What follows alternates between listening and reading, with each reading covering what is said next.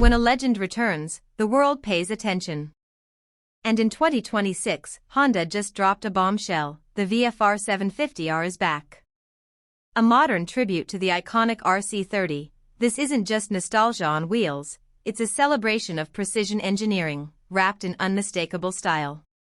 Welcome to Next Gen Reviews, and today, we're taking a closer look at the rebirth of a racing icon, the 2026 Honda VFR750R. Design. Honda nailed the design.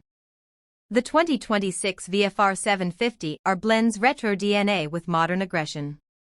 The single-sided swing arm is back, the twin headlights return, and the sculpted fairings scream 80s superbike, but with 2026 level refinement. It's compact, lightweight, and undeniably beautiful. This bike isn't just built to perform, it's built to turn heads. Performance. Powering the new VFR750R is a re-engineered 750 cubic centimeters V4 engine, a nod to the original, but tuned for today's roads and emissions standards. It delivers a smooth, linear power band with a thrilling mid-range and that unmistakable V4 growl.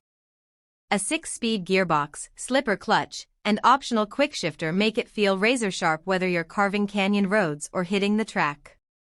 Features and technology. This isn't just a retro bike with a pretty face. The VFR750R comes with fully adjustable Showa suspension, Brembo brakes, and lightweight forged wheels. The electronics suite includes traction control, selectable ride modes, cornering ABS, and a crisp TFT display with smartphone connectivity. It's the perfect mix of analog soul and digital control. Conclusion.